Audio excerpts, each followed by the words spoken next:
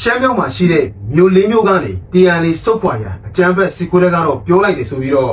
အေယောင်ပရီကအခုညာပိုင်းပဲဖော်ပြလာပါတယ်။ကြံခဲ့တဲ့ရပိုင်းတွေကတရုတ်နိုင်ငံကူမင်းမြို့မှာ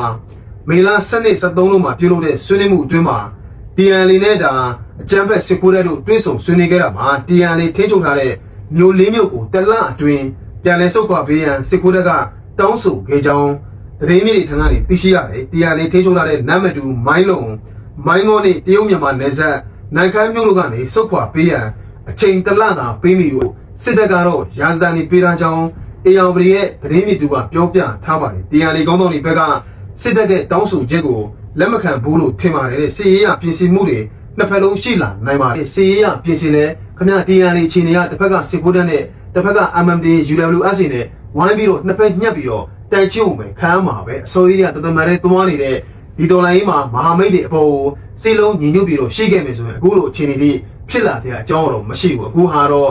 ဦးမရောက်နိုင်လို့အကျန်းဖက်ဖွဲ့စည်းကိုကြိုးစားပါတယ်ဆိုတဲ့တုံလွှာကြီးလည်းပေးဖို့ပြီးရောအခုစစ်ကိုတက်ကတော့ရာဇသံတွေပေးလိုက်ပြီးတရားလေးထိန်းချုပ်ထားတဲ့မျိုးလေးမျိုးကနေတလတွေပြန်လဲစုပ်ခွာပေးပါဆိုတော့ကဘာတွေဆက်ပြီးတော့ဖြစ်လာမလဲဆိုတာပဲစောင့်ကြည့်ကြတော့ဒါတော့အခုညပိုင်းနောက်ဆုံးသိရတဲ့အခြေအနေမှာပဲဘေးနောက်မှာသတင်းအပြည့်အစုံတွေချပေးထားပါတယ်နောက်ထပ်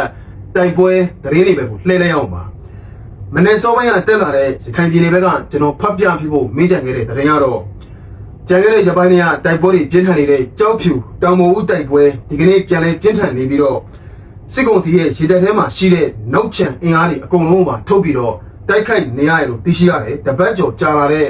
အဲ့ဒီကြောက်ဖြူမျိုးနဲ့တောင်ပေါ်ဦးရေတပ်အနီးမှာဖြစ်ပေါ်နေတဲ့တိုက်ပွဲတွေအတွင်းမှာရခိုင်နယ်တော်အေဘက်ကအပြင်းထန်ကိုတံပြန်ထိုးစစ်ဆင်တိုက်ခိုက်လာတာကြောင့်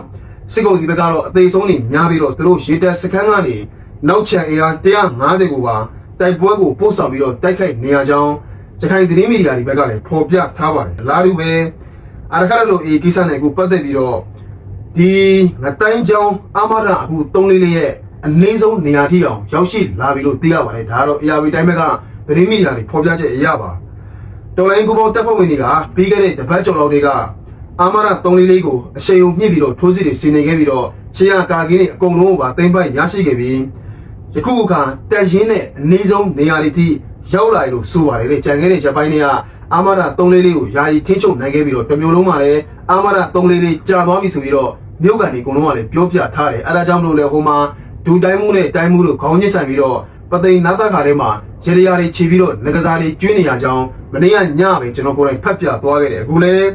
အာမရ344နဲ့ကတော်တော်ကိုကတ်နေပါပြီတဲ့တောင်ကြီးဘက်ကနေအကုန်လုံးဝိုင်းရံပိတ်ဆို့လာတာစစ်ကြောင်းတွေအကုန်အထက်ကိုဝင်ပြေးသွားပြီကိုယ့်ဘက်ကလက်လက်ကြီးရင်းနဲ့ဝင်းထဲကိုတောက်လျှောက်ကိုပြစ်ထည့်နေတာ344ကအကြီးဆုံးကောင်တွေပြေးသွားပြီလို့ကြားပါတယ်တဲ့ဘေးနားမှာ Data New Agency ကဖော်ပြချက်ကိုကျွန်တော်အပြည့်အစုံချပေးထားပါတယ်အဲ့တော့အရာရှိမိသားစုဝင်တွေနဲ့အကုန်ကြီးပိုင်းတွေကတော့ဘေးထိဆိုတာနဲ့နောက်ကျတဲ့6တစ်ဆက်ဖောက်ပဲထိတ်ဆုံးကနေဒီကောင်တွေထွက်ပြေးတာပါအောက်ခြေစစ်ခွေးမိသားစုဝင်တွေကတော့ကျွန်တော်ကတော့မြောင်နေတယ်မင်းတို့ရခိုင်တို့အေးအကြောင်းမသိတာလည်းမဟုတ်ပြီးအမှတပြိုတမာကြီးတွေအရှင်လဲရဖန်ဆီးရမိတဲ့ရုပ်တံဗီဒီယိုဖိုင်တွေတက်လာမှာတော့ကျွန်တော်ကတော့မြောင်သေးတယ်ဒါကတော့အရခိုင်တို့အေးနဲ့ပတ်သက်တဲ့ကိစ္စတွေအလားတူပဲအခုကာဘာဆာ16ရဲ့အနေ2မိုင်ဝန်းကျင်ထိအောင်ရောက်ရှိလာနေပြီးတော့ကာဘာဆာ16ကလည်းအရာရှိပိုင်းတွေအကုန်လုံးသူတို့မိသားစုဝင်တွေဟာမနေ့ကတည်းကအရေးပေါ်ပြောင်းရွှေ့သွားပြီလို့သိရတယ်ဘယ်သူတွေကြံခဲ့တယ်ဆိုတော့ထိုးစံနိုင်ပဲအများနဲ့ထိုးကြွခံပြတဲ့အောက်ခြေမိသားစုဝင်တွေကိုတော့လက်လက်တွေကိုစီထုတ်ပေးထားပြီးတော့အသေးခံနေမစုတ်တန်းခံစင်းနဲ့တိုက်ခိုက်ထားတယ်လို့သိရပါတယ်ဒါတော့ကာဘာဆာ16ရဲ့ကျွန်တော်သိရတဲ့လောက်အလွတ်တန်းကျွန်တော်ပြောပြတာပါကဲတော့အရင်ဆုံးအခုနောက်မှာစပြီးတော့ကြည့်ရမယ့်ဗီဒီယိုဖိုင်လေးကကြံခဲ့တဲ့3ရက်လောက်နေတာအဲဒီကာတန်ရှင်လင်မယားတယောက်က73ရက်5လပိုင်း2026မှာနေ့လယ်တနာရီနောက်ပိုင်းမှာတက်ရှိသွားပါတယ်ရှိတဲ့လေးမှာပဲခုပြီးသွားတာဖုန်းနံပါတ်မှာဆက်ပြီးကြည့်လိုက်ရင်ပေါ်တာဆိုနံပါတ်လေးရလေး3ညတဲ့364လေး90ဒီခေတ္တမီဒီယာဒီဆက်ပြီးသွားတာမန္တလေးတိုင်းဒီကြရကမှာမန္တလေးတိုင်းချမ်းမြသာလူမျိုးနဲ့အောင်မင်းလေးမှာကံလာရမှာနေထိုင်ပါလေအောင်မင်းလေးကကြောက်ဆုံးရပါပြီဒီဖုန်းနံပါတ်လေးနဲ့ဆက်သွယ်ပေးကြပါမြေတားရက်ခမှာလေတော့ကျွန်တော်ဘီနာမှာဖုန်းနံပါတ်လေးကိုပါတေချာလေးချပေးထားပါတယ်ဒါပေမဲ့ကျင်းသိပေါက်ပျောက်ဆုံးသွားတာရိုးတန်းတန်းပျောက်ဆုံးတာမဟုတ်ပါဘူးအကြမ်းဖက်စစ်ကူလိုက်ကပေါ်တာဆွဲဖမ်းဆီးသွားတာဖြစ်ကြောင်းခေတ်သစ်မီဒီယာဒီကနေ့နေ့လယ်ပိုင်းမှာဖော်ပြလာတော့ကျွန်တော်ကပြန်ပြီးတော့ reaction လုပ်ပေးတာပထမ ကြံခဲ့တဲ့3ရက်လောက်တည်းကဒီဘက်ကအန်နီးမပါဘူးဟိုဘက်ကဦးကြီးတယောက်တည်းပဲဗီဒီယိုဖိုင်နဲ့ဇက်တိုက်ကိုတင်နေတာကျွန်တော်တွေ့တယ်ဒါပေမဲ့တမန်ကရှန်ကပဲမိမခိုးပြေးသွားတာဖြစ်မလားတငယ်ချင်းတွေပဲခီးလိုနေတာဖြစ်မလားဆိုပြီးတော့ reaction မလုပ်ပြတာကဲအခုမှတော့ကျင်းသိပါတယ်အချမ်းဖက်စစ်ကူတက်ကပဲမတရားပေါ်တာဆွဲဖန်စီသွားတာပါအခုဒီရက်ပိုင်းအတွင်းမှာမန္တလေးမှာလည်းလူငယ်လူရွယ်အများစုရှင်းမှလည်းကျွန်တော်ဖတ်ပြသွားတယ်အိမ်ပေါ်ကနေကိုညာပိုင်းချိန်ဒီမှာဆွဲချပြီးတော့ပေါ်တာဆွဲဖန်စီတာဆိုတော့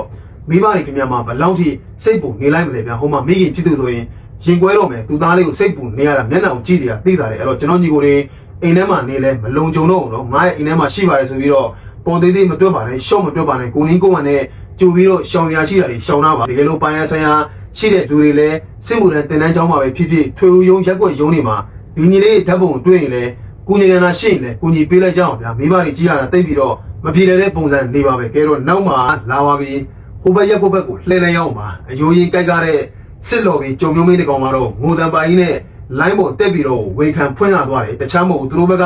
အလိညာသတင်းမီဒီယာတွေလည်းတဖြည်းဖြည်းနဲ့တရုတ်ကြုံမီဒီယာတွေလုံးလုံးဖြစ်နေပါပြီတဲ့တခြားမဟုတ်ဘူးကြံခဲ့တဲ့လာပိုင်းခြားတွေကတရုတ်ကခြံစည်းကိုကျူးကျော်ခတ်တဲ့ကိစ္စတွေတရုတ်စီးပွားရေးလုပ်ငန်းရှင်တွေရှမ်းမြောက်မှာအလူရှင်တွေမြေယာတွေလိုက်လံဝင်ယူတဲ့ကိစ္စတွေဒါတွေကိုသူကိုယ်တိုင်ကလိုင်းပေါ်တက်ပြီးတော့ပြောခဲ့တယ်ဟိုဘက်ရက်ကွက်ကအယိုးရင်ကတဲ့ lobby တွေကြားထဲမှာကြုံမျိုးမင်းတကောင်ပဲလိုင်းပေါ်တက်ပြီးတော့ပြောတာပါအဲ့ဒါကိုသူအဲ့လိုပြောရမလားဆိုပြီးတော့မြန်မာနိုင်ငံ